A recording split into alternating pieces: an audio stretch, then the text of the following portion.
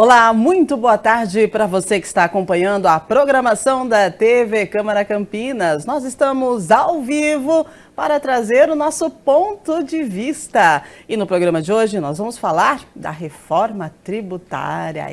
Muito tem se falado sobre essa reforma, o processo de mudança na forma como os impostos são cobrados ou administrados pelo governo. Lembrando que o Congresso Nacional recebeu a proposta de regulamentação da reforma tributária no último dia 24 de abril. O projeto tem, pasmem, mais de 300 páginas e 500 artigos. É isso mesmo. E para conversar com a gente sobre a reforma tributária, explicar mais sobre esse tema, expor o seu ponto de vista, nós convidamos a presidente da Comissão de Direito Tributário da OAB Campinas, a doutora Suzy Gomes Hoffmann. Seja muito bem-vinda ao nosso ponto de vista, doutora. Muito obrigada, Rúbia. É um prazer estar aqui. Maravilha. Agora, quantas páginas tem este projeto? Em mais de 300 páginas, são aí mais de 500 artigos. E eu estou vendo que a doutora está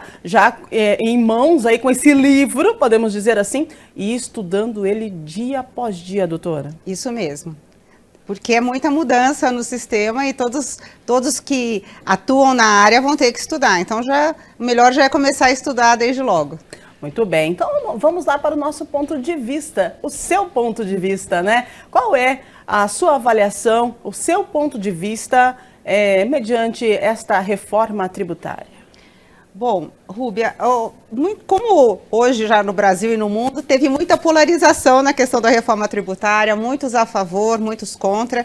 Eu vejo de uma maneira muito positiva a reforma tributária. Eu acho que quando passar toda a fase de transição, vai ser muito bom para o Brasil, nós vamos conseguir mais investimentos estrangeiros, vamos ter um sistema muito mais simples. Mas teremos aí uns 10 anos de bastante trabalho para as empresas, para os advogados, contadores, porque é um novo sistema que vai ter que ser implantado. É um sistema completamente diferente do nosso. Então, muitas vezes as pessoas falam assim, mas o que vai mudar, né? Então, começando lá do começo, a gente tem 3 tipos de tributos, vamos dizer. A tributação sobre o patrimônio, em que você tem o IPTU, né, o IPVA, que é do carro, o IPTU, que é da sua casa, o ITR, que é para quem tem imóveis rurais, e os impostos sobre a transmissão desses bens, que quando você vai comprar um imóvel, você vai pagar o ITBI, quando a pessoa morre ou faz uma doação, você vai pagar o ITCMD. Em tese, esses tributos não estão sendo alterados ainda. Essa reforma é a reforma na tributação sobre o consumo, sobre todos os impostos que incidem no consumo. E a gente tem ainda os impostos, os tributos sobre a renda, que é o imposto de renda, contribuição social, uma série de coisas. Qual que é o problema que o Brasil sempre teve, por isso a gente quer fazer essa reforma? Como a gente é uma federação, né, então a gente tem a União, o Estado, os estados e os municípios, cada um deles pode cobrar tributo. Sim. E sobre o consumo, os 3 podiam cobrar. Então, a gente tem a União, que você vai, então, quando tá lá, vai lá comprar uma camiseta, está incidindo pela União diretamente ali o PIS e COFINS. Do Estado tem o ICMS, às vezes pode ter também pela União o IPI, e se tiver, vamos dizer, um serviço acoplado, ou se você estiver comprando o serviço, vai ter o ISS. É muita confusão, né? São 3 tributos para o mesmo fato. Então, isso torna o nosso sistema muito difícil, né? Enquanto na maioria dos outros países, em mais de 170, você tem um outro sistema. Então, foi isso que o Brasil quis trazer. O Brasil vai agora se igualar na tributação sobre o consumo a outros países. Muito bem. E no dia 24, agora, último de abril, né, foi entregue, o Poder Executivo apresentou o projeto de lei complementar, é um projeto de lei complementar para regulamentar a emenda constitucional, né, 132 de 2023, a conhecida reforma tributária. Muitas dúvidas pairam no ar ainda, né, especialmente em relação de como será a forma de tramitação do projeto. Essa nova etapa, doutora, ela precisa tramitar novamente pela Câmara dos Deputados, aí depois para o Senado, antes de virar lei, né? A senhora acredita que por conta de alterações, porque isso aí já está sendo trabalhado há mais de 30 anos, né? Então, acredita que vai ter mais alteração nesse texto? Então, eu acredito que sim. Por quê? Porque, na verdade, nesses 30 anos se tentou emplacar várias reformas. Essa reforma é uma reforma que esse projeto é de 2019. Ele vem sendo estudado, esse modelo, por um grupo que é o grupo do CECIF, que era onde o Benar Api, que é o secretário extraordinário para a reforma tributária do governo atual, atuava. E esse projeto é apresentado em 2019. Então, tem estudos antes. E muitas pessoas perguntam, mas por que agora? Porque agora os estados aceitaram, né? Porque antes, sem uma harmonização desse desejo de reforma com os estados, não tinha como uma reforma passar. Os governadores aí chamavam os seus senadores, os seus deputados e não passava. E agora, por uma série de motivos políticos, jurídicos, os estados resolveram aceitar essa proposta. E por isso que passou. Só que a proposta inicial, se você pegar que era a proposta PEC 45/2019, ela era muito diferente da emenda que foi aprovada. Porque nós temos que lembrar que a gente está numa democracia, né? Sim. Então, quando você manda, né? E aqui a gente está na casa da democracia municipal, que é a Câmara dos Vereadores. Quando você mandou, a PEC começou, era uma PEC de um deputado, do deputado Baleia Rossi, começou a tramitar no Congresso, tanto na Câmara como no Senado, sofreu muitas modificações. Sim. Aí, quando passou essa emenda constitucional, já com todas essas modificações, ficou estipulado que o Poder Executivo teria que mandar um projeto de lei complementar. Vamos então dizer assim, que nós estamos com quebra-cabeça de 10 mil peças, a emenda constitucional é a bordo, e essa lei complementar, acho que semana que vem vai ter outra, e depois vão ter leis, decretos, que vão completar. Eu tô brincando, eu falo assim, a gente não sabe o que vai aparecer, se vai ser aí um mar lindo ou uma grande turbulência. Sim. Mas, então, assim, é importante essa regulamentação e eu acho que o governo deixou aqui algumas coisas para negociar, né? Em aberto, em né? aberto para uma negociação, então...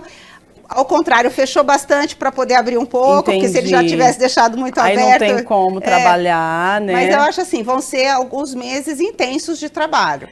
Então, doutora, agora me tira uma dúvida. Isso é tudo feito, né? Tem a Câmara dos Deputados, que vai ler todo o projeto, avaliar, né? Aí vai votar, e vai concordar ou não, vai alterar texto ou não, vai mandar para o Senado, enfim. A população, né? O povo.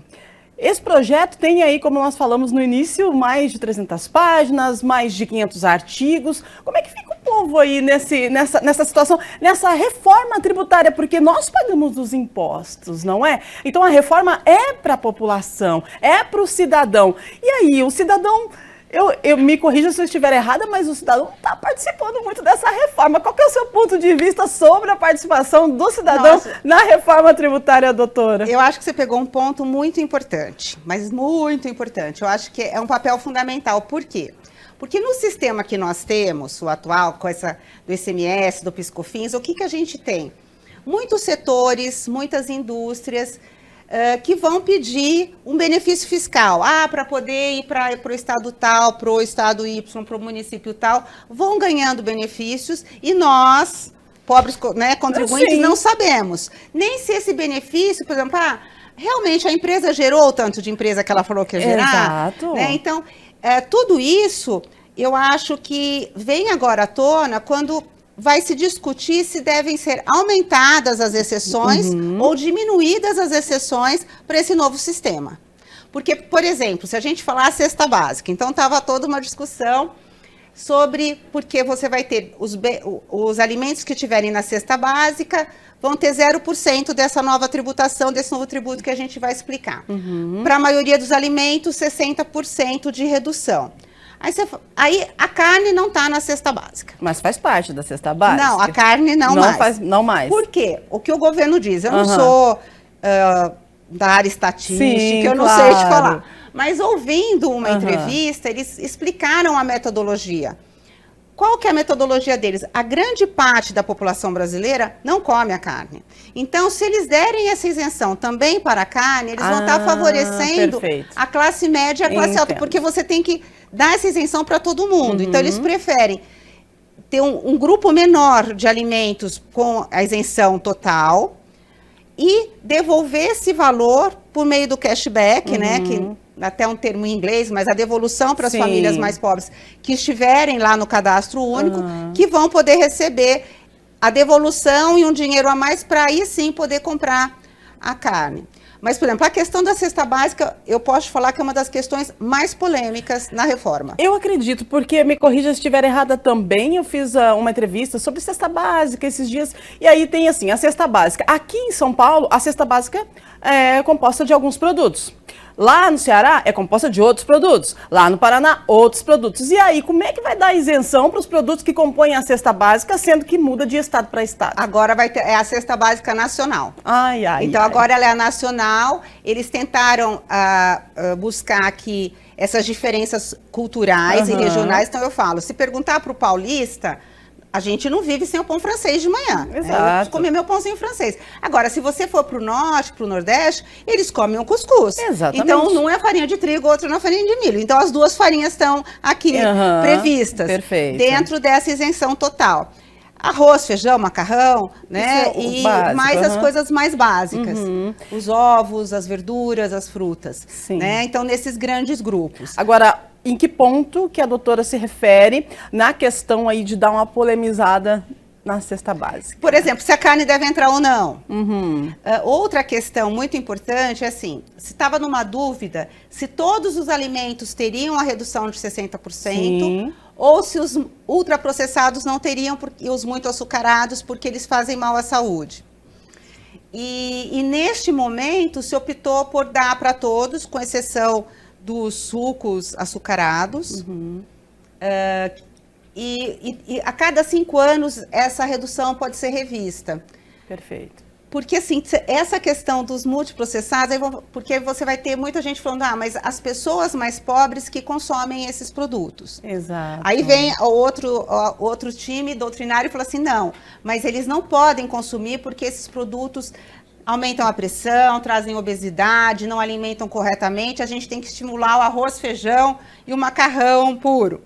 Então, eu acho que esse momento já está muito conturbado da própria reforma para entrar também nessa discussão. Mas eu acho que é uma discussão que o Brasil vai ter que entrar mais cedo ou mais tarde. Mas assim, já avisando que a cada 5 anos, todos os grupos que tiveram algum benefício, alguma redução nesses novos tributos, eles vai ter uma revisão.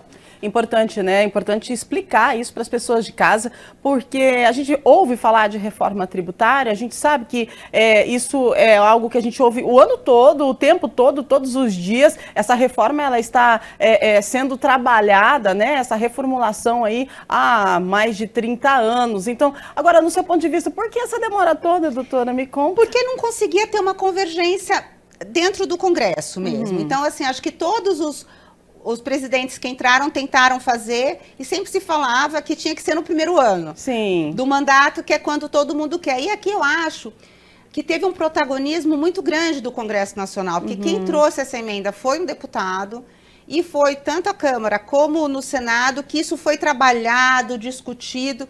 Então foi algo realmente muito democrático, porque surgiu do Congresso Nacional. Muito bem. Agora, eu queria assim deixar, talvez eu estou preocupada que eu não tenha sido muito explícita. A sociedade civil e a pessoa que está nos assistindo, ela tem que participar dessa discussão. Precisa. Porque se for dado uma redução para, vamos dizer, para carne, possivelmente a alíquota final do tributo vai aumentar para todo mundo. Então, se for dado um benefício para o carro, vai aumentar para todo mundo, porque não tem almoço grátis, né? É uma conta, a gente tem que fechar essa conta. Então, eu acho que nesse sistema vai ficar muito mais claro o setor que pediu, né? E para poder haver essa cobrança, falar, olha, realmente vale a pena? Então, me parece que alguns setores é muito claro, medicamento, alimentação, setor de saúde, fica realmente muito claro porque se precisa dessa redução. Para outros pode haver mais questionamento. Muito bem. Nos próximos anos, então, a reforma tributária vai impactar os consumidores e empresas de uma forma amplamente significativa, como a doutora disse, né? Passando pela regulamentação e legislação. Agora, doutora, no seu ponto de vista, uma desvantagem aí da reforma tributária, porque se a gente for falar, reforma tributária nada mais é que vai alterar a forma de pagar os impostos, né? Uns vão pagar mais, outros vão pagar menos, outros não, os produtos não vão ter impostos, enfim, tudo resumido aí nesses 500 artigos, né? Mas e aí? Qual que é a desvantagem? Se a gente olhar de outro ângulo, né? Porque quando a gente vê a receita que eles estão passando, né? Que é divulgado, e eu digo assim porque as pessoas de casa, às vezes, tem gente que só vai ver falar sobre a reforma tributária na televisão. Então, se desenha algo bem legal e que as pessoas, poxa, que legal. Mas tem o pró e o contra. Se a gente for pesar na balança, qual que é a desvantagem da reforma tributária no texto que está que foi entregue no dia 24 de abril, esse que está aí em suas mãos. No seu ponto de vista, ali, o que tem de desvantagem para nós, pagadores de impostos? Então, eu acho que vai ter desvantagem para um grupo de pessoas. Eu não sei se nós, moradores do Sudeste, teremos essa desvantagem que eu vou falar. Então, para entender a desvantagem, tem que entender um pouquinho que a gente sai do ICMS, que é o imposto estadual que a gente paga sobre todos os produtos comerciais, a gente sai do ISS, que são sobre todos os serviços, do PIS/COFINS, que incide sobre tudo, e a gente vai partir para então vai ficar mais simples, já vou antecipar até provavelmente a pergunta da vantagem, vai simplificar muito. Quando você for na loja ou no restaurante e comprar, você vai saber que o produto custou 100 e foi 27% de imposto. Hoje você tem aquele valor aproximado, 26, 27, que eu estou falando que vai ser a alíquota. Sim. Hoje, possivelmente, esse imposto é maior. É 30, 31, 32%. Embutido lá. Então, você já vai saber isso. Então, isso é ótimo. Só que agora, esse imposto, que ele é igualzinho, apesar de chamar IVA dual, que é o Imposto sobre Valor Agregado, aqui no Brasil ele vai ter o nome Imposto sobre Bens e Serviços e Contribuição sobre Bens e Serviços. Um cobrado pela União, outro pelos estados e municípios, só que eles são irmãos gêmeos, tá? Pensa aí, é igualzinho. Só que agora, por exemplo, eu tenho meu escritório de advocacia aqui em Campinas. Eu pago o ISS para o município de Campinas. Sim.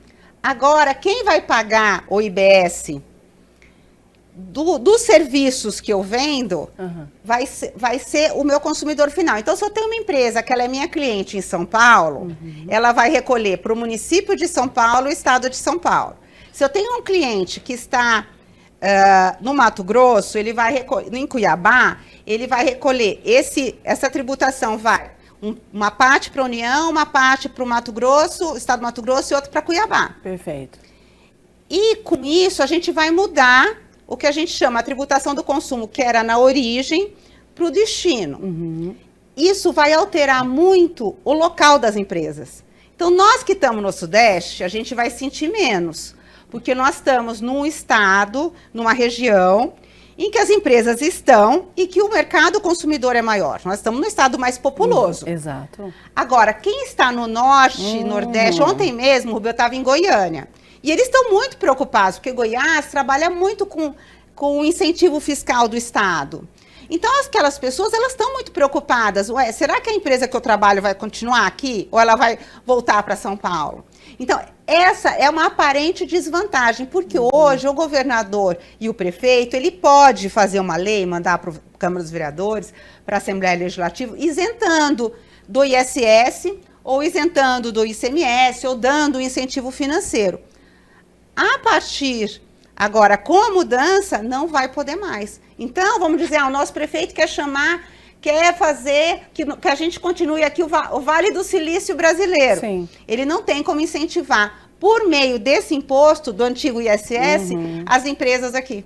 Entendeu? Então, é uma desvantagem que, ao mesmo tempo, é uma vantagem, porque você acaba com a guerra fiscal. Acaba mesmo. Acaba com a guerra fiscal. Uhum. Só que vai ser trabalhado a diferença regional por meio de um fundo em que o governo federal pôs aí bilhões e que aí, sim, de novo, a sociedade civil vai ter que se articular para que não seja um ralo. de dinheiro, né? Poxa Porque, vida. veja, a gente tem hoje no Brasil mais de 27 milhões de pessoas abaixo do nível da pobreza.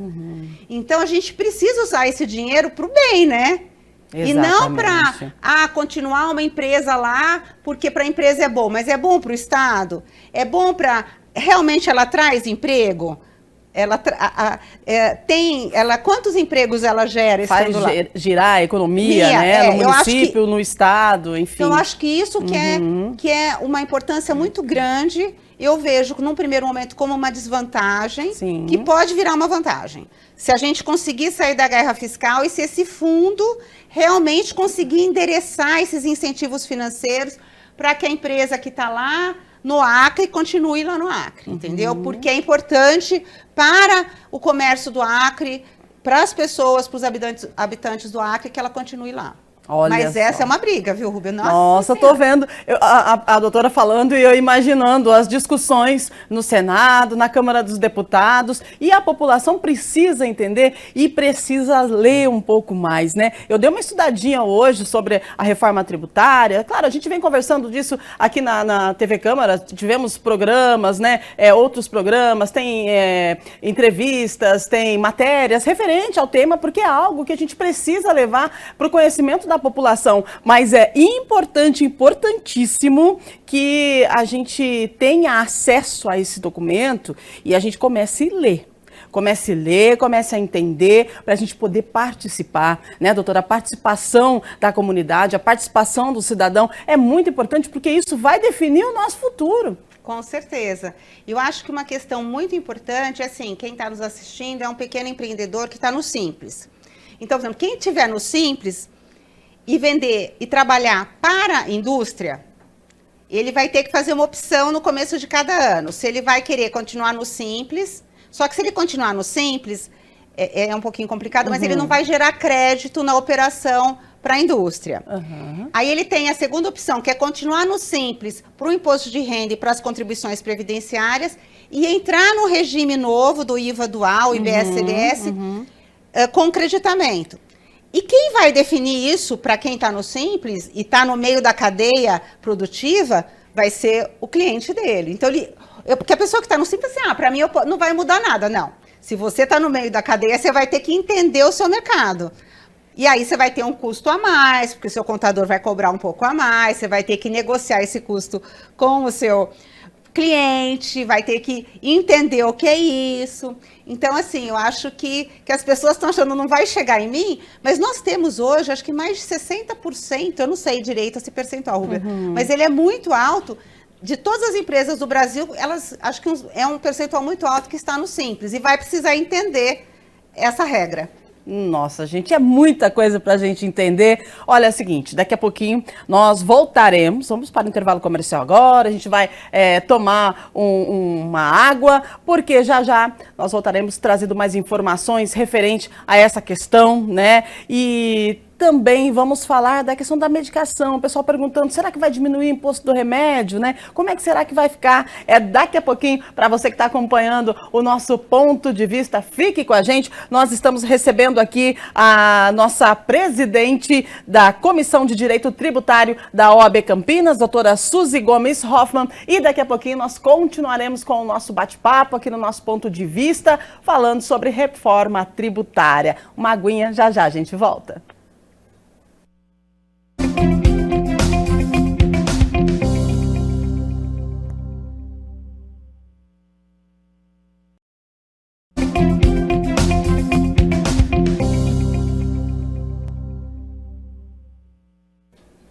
Estamos de volta com o nosso ponto de vista e olha, nós estamos aí com um tema bem delicado, né? Estamos falando da reforma tributária. Nossa entrevistada de hoje é a doutora Suzy Gomes Hoffmann. A doutora Suzy, ela é presidente da Comissão de Direito Tributário da OAB, então o nome já diz tudo, ela sabe tudo sobre tributos, tudo sobre impostos, e está conversando com a gente, expondo o ponto de vista dela e também explicando um pouquinho sobre essa reforma tributária que já está aí correndo há mais de 30 anos, e esse documento que foi entregue no dia 24, né, esse projeto da reforma tributária, Gente, olha, a doutora já passou da metade já, ela tá lendo tudo, tudo. Tem mais de 300 páginas e 500 artigos. Vamos lá, dando sequência então, de acordo com a proposta, está estabelecido também, gente, a isenção do imposto de contribuição para bens e serviços para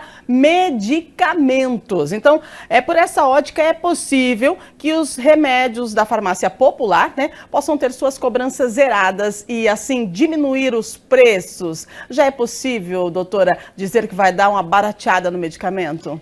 Olha, eu acho que a expectativa é essa, né? O que os economistas dizem do Ministério da Fazenda é que muitas vezes, e esse é o problema de se dar as isenções e tudo mais, é que muitas vezes essa isenção não chega no consumidor. Então é esse estudo que eles vão acompanhar para ver se efetivamente chegou.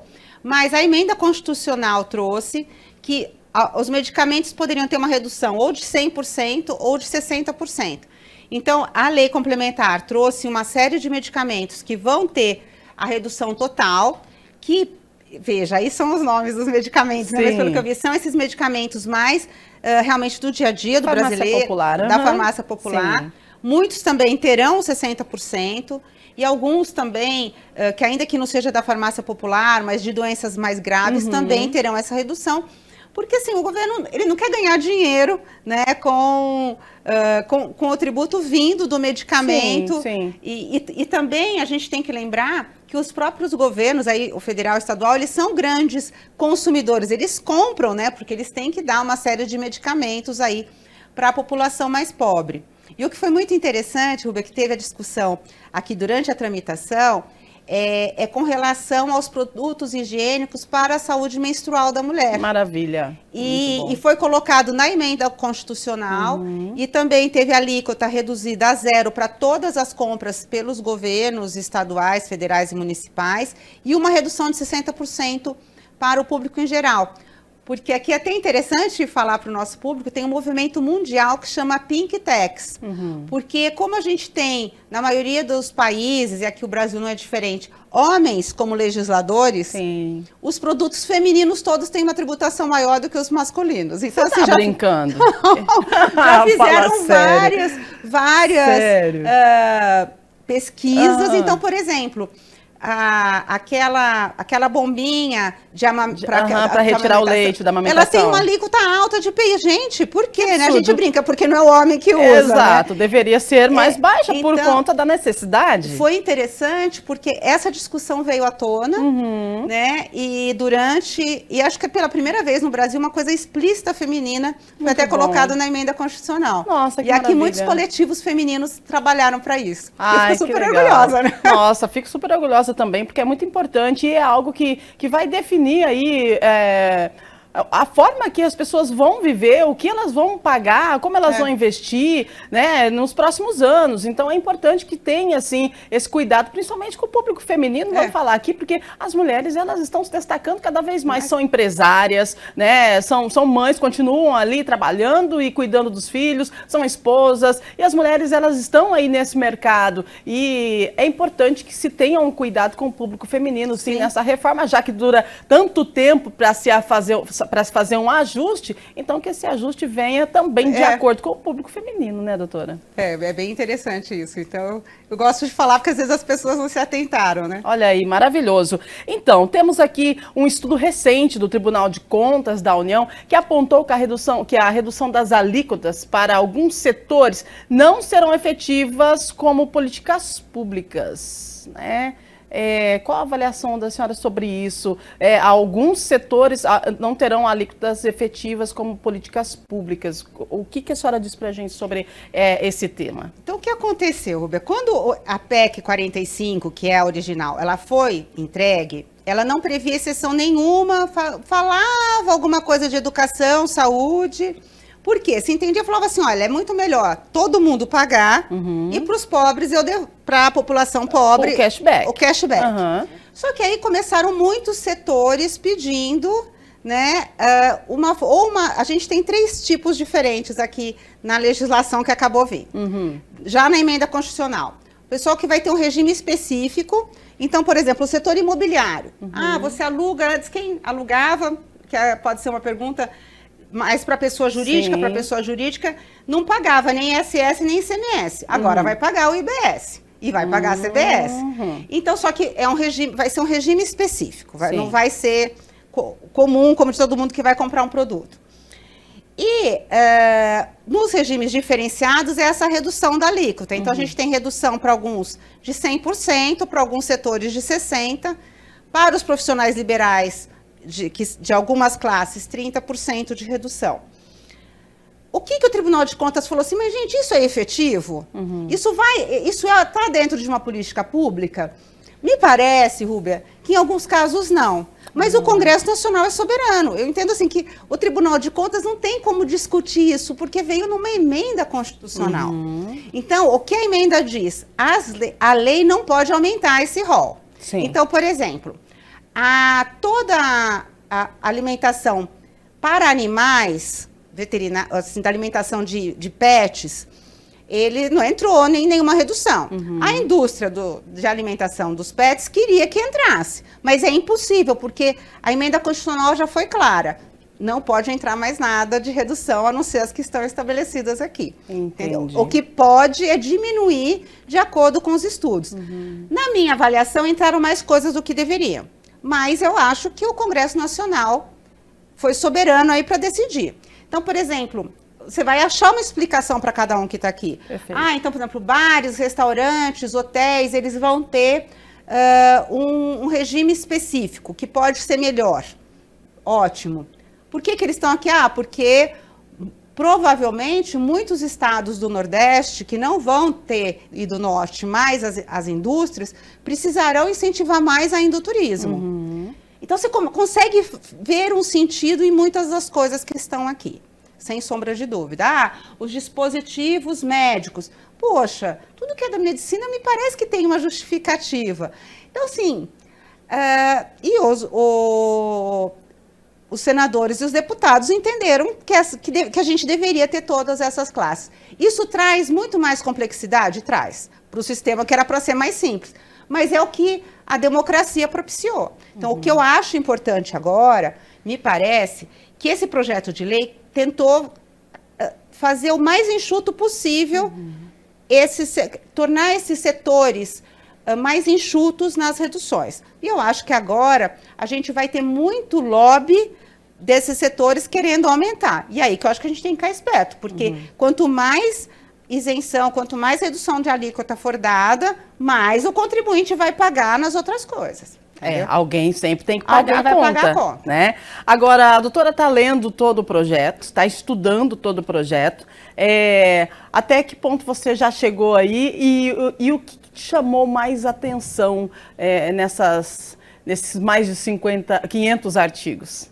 Olha, eu particularmente fiquei feliz com o projeto apresentado. Eu achei que ele viria com mais dificuldades, assim, com mais temas polêmicos. Tem bastante tema polêmico, acho que vai ter bastante discussão no Congresso, tá? Mas eu acho que ele foi muito bem escrito e que os grupos de trabalho lá realmente fizeram um trabalho muito, muito bom, né? Então tem uma lógica aqui, porque às vezes a gente vê que não tem tanta lógica, aquele projeto tem muito problema. Eu acho que a gente tem um problema, não falei que vai vir um outro imposto, que é o imposto seletivo, que existe nos outros países, que é o chamado imposto do pecado, que normalmente é o da bebida, eu ouvi sobre isso também, cigarro. Imposto do pecado, Eles trouxeram aqui sobre os automóveis, sobre os minérios, o que vai dar muita discussão, ninguém esperava sobre os automóveis, e sobre as bebidas açucaradas. Combustível.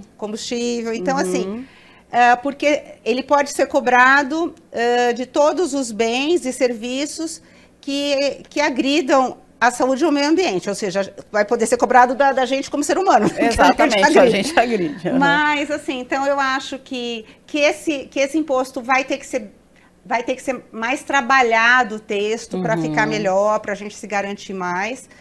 E eu vejo aqui nesses 500 artigos, assim, algumas polêmicas que podem trazer mais briga judicial, tal, que a gente pode melhorar na tramitação no Congresso. O Congresso, em paralelo, ele fez os grupos de trabalho dele, os projetos de lei dele, que então eu até participei de um dos grupos. E o que eu acho, assim, que precisa avançar desse projeto de lei, veja só, vamos ver se eu consigo explicar. Hoje a gente tem toda a turma de fiscalização do ISS aqui em Campinas. Perfeito. A gente tem todos os auditores fiscais, os servidores do ICMS no estado de São Paulo e todos os auditores federais que trabalham para o PIS, COFINS e IPI na União Federal. Se agora eu vou ter um imposto que é um só, um irmão gêmeo, será que eu não tenho que unir todo mundo num único grupo? A lei aqui, a gente vê que tem uma tentativa grande nessa unificação, mas não unificou. Na proposta do Congresso Nacional, eu fiz parte bem dessa turma aqui, Sim. que é administração, fiscalização, contencioso, que é toda a parte do processo. A gente falou assim, olha, como sociedade civil, e Rubia, foi bem interessante que em outros temas deu muita discussão entre os diversos atores, né, e associações que estavam lá. Nesse aqui, eu falei que foi até sem graça a nossa audiência pública, porque todo mundo concordou. Porque o que todo mundo concordou? Não dá para a gente ter superposição de trabalho, retrabalho, né? Então, a gente tem que gastar bem o dinheiro, então tem que ter uma administração só, um tribunal só, para não gastar com isso. Eu sempre volto nos 27 milhões, no mínimo, de brasileiros abaixo do nível da pobreza. O dinheiro tem que ser usado para tirar essas pessoas da pobreza. Então, eu acho que, nesse ponto, o projeto foi um pouco tímido.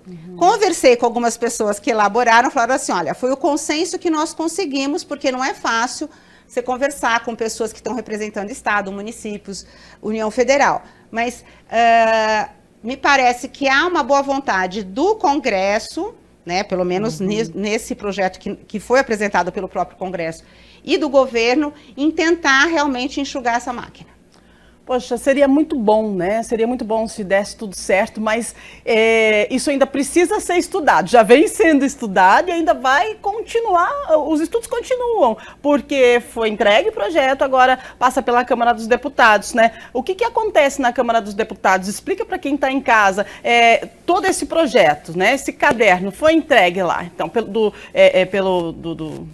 presidente, né? O presidente, o ministro Haddad. Isso, entregou e agora foi para Câmara dos Deputados, depois vai para o Senado. O que acontece? Quanto tempo eles vão levar para poder ler tudo, então, esmiuçar tudo? A expectativa agora é para a nomeação do relator. O relator ele tem um poder gigantesco. Né? Como aqui o relator de um projeto de lei Sim. na Câmara, na Assembleia Legislativa, na Câmara dos Deputados e no Senado, o relator ele tem o poder de ouvir as pessoas, quer dizer, isso todos têm, mas de arrumar o projeto, incluindo ou excluindo uma série de emendas, de partes.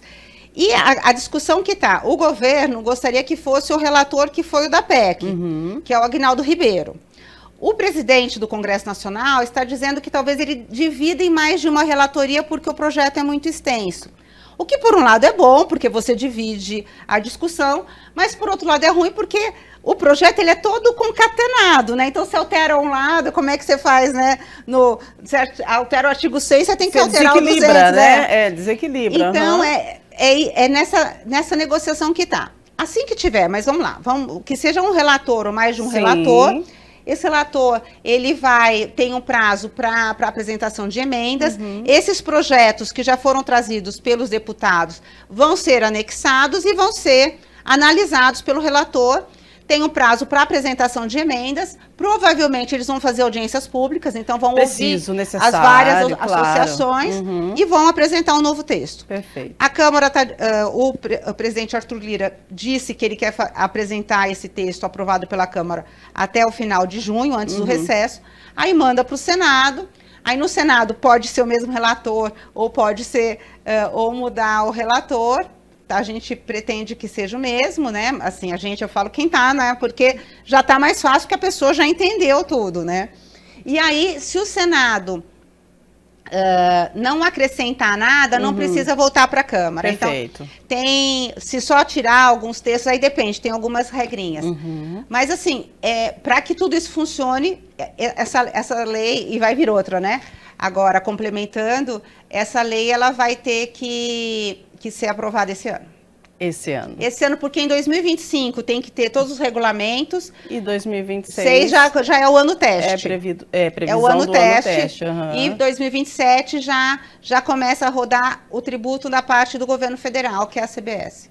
Maravilha. Então, como todo mundo que está envolvido, né, nesse projeto, nessa reforma, está aí estudando, ajustando, acho que a população também precisa, né, começar a estudar e começar a ajustar e pensar num futuro que não está tão distante, porque vai mudar muita coisa, né, e principalmente quem é empreendedor, pessoal MEI, autônomo, todo mundo, na verdade, né, quem paga água e luz, né, porque a gente paga imposto para tudo, então tudo vai mudar, né? Então, com essa nova proposta, significa que alguns produtos que hoje a gente paga menos imposto, né?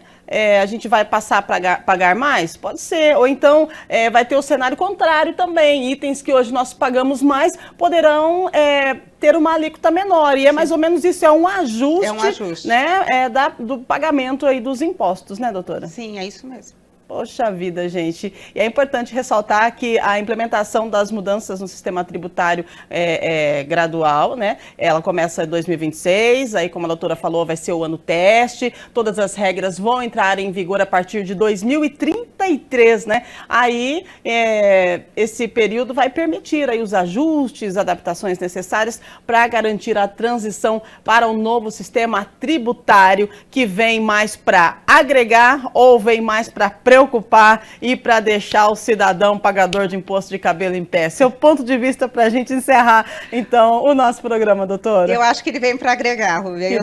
Porque eu acho que vai ser mais simples. Então, uma empresa estrangeira que queira investir no Brasil, ela vai ter um imposto que é igual o que ela tem, por exemplo, na Europa. Dos Estados Unidos é diferente, mas tirando os Estados Unidos, todos os outros países, Canadá, Índia. A Índia, por exemplo, ela fez essa mudança, ela teve um aumento no PIB muito grande. Então, eu acho que a gente vai conseguir ter mais investimentos e mais emprego. É o que a gente espera, né? Estamos trabalhando, estudando tanto. Então, no meu ponto de vista, teremos aí anos turbulentos com as mudanças, até a adaptação, mas depois que tudo engrenar, vai ser muito melhor para o Brasil. Agora, deixa uma dica aí para o cidadão, né? O cidadão que paga imposto, o empresário, o microempresário, o autônomo, né? Porque eles vão fazer parte dessa nova, dessa reforma tributária, né? E a gente precisa estar por dentro. Qual que é a dica que a senhora deixa para esse pessoal que está aí assistindo a gente? Eu acho que assistir cada vez mais as entrevistas, eu acho que o texto, quem não é da área, até para a gente é difícil entender, né? Mas vai ter muita explicação. O próprio governo federal, ontem mesmo estava falando com uma pessoa que trabalhou no grupo, já estão pensando nesses grandes programas de treinamento, de educação tributária, né? Desse novo sistema para toda a população. Então é muito importante entender, até para saber precificar, para saber negociar, porque vai ter uma ampla negociação de preços, principalmente quem está na cadeia produtiva. Então, é muito importante entender, para não falar, nossa, deixei passar, não coloquei isso no meu preço. Então, acho que isso é muito importante. Às vezes a gente tem uma preguiça de entender um tema chato como esse, mas é muito importante. É só estudar que aos pouquinhos a gente entende. E a senhora acha que vai acabar com aquela frase, essa reforma tributária aí, pode acabar com aquela frase assim, o Brasil, né, onde existe os maiores pagadores de impostos? Eu acho que a gente vai continuar pagando bastante tributo, sim, não tenho dúvida. Mas eu acho que pelo menos vai ficar mais transparente.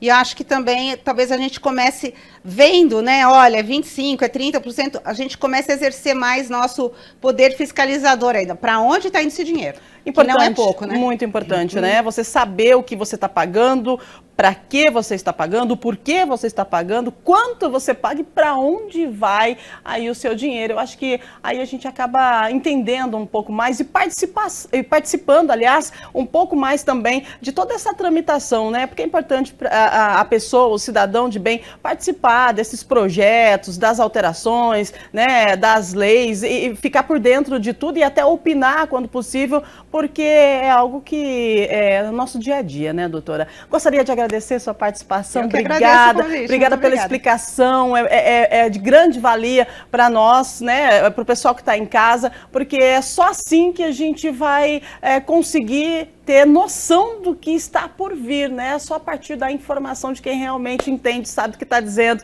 É o seu caso. Muito obrigada. Nós falamos aqui com a presidente da Comissão de Direito Tributário da OAB Campinas, doutora Suzy Gomes Hoffmann. Mais uma vez, gratidão, doutora. Muito obrigada, boa tarde.